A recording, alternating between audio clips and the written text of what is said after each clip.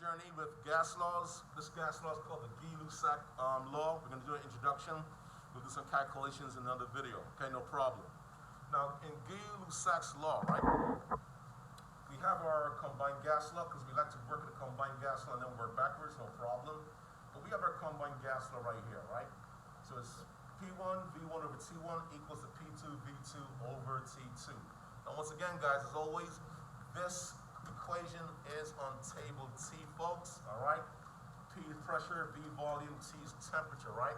The ones mean the initial or starting or old conditions. The twos mean the final, the ending, or new conditions, all right? So once again, ones mean the old, twos mean the new. Twos mean the final, ones mean the initial, all right? So we don't want to mess that up, no problem. So in terms of Guy Lussac's law, right, he did, or I think it's at least maybe two scientists who get both credit for it. I don't know if it's one guy with a hyphenated name. I gotta research that, no problem. But in terms of this law, right, these experiments were done at constant volume. So we gotta make a note of that. Okay, constant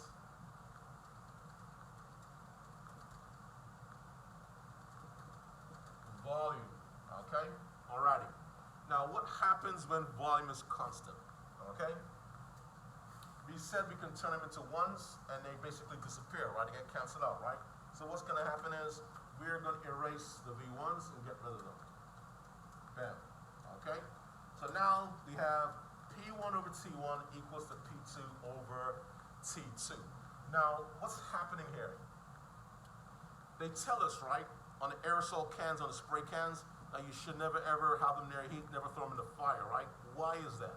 The aerosol can is at a fixed volume, people, okay? And if you increase the temperature, what's gonna happen? The particles of air inside of it are gonna move more and more and more rapidly, right? And what's gonna build up inside? The pressure is gonna build up inside, right?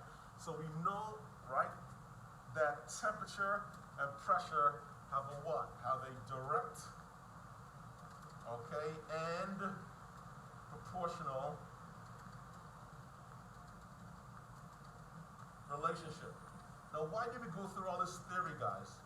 Because when we do calculations, right, we can determine whether our answer makes sense based on the law, okay? You guys with me?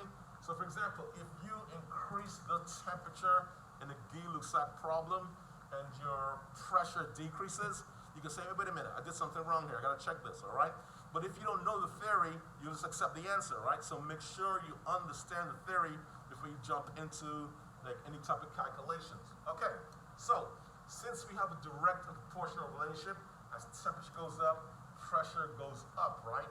What do you think the graph is gonna look like? Okay, for this Guy-Lussac law. All righty.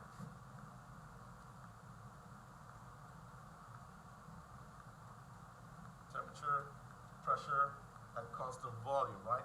It will look something like this, folks. All right, nice diagonal straight line right there, okay? Now, this looks very, very similar to Charles' law graph, right? In Charles' law, pressure was constant, right?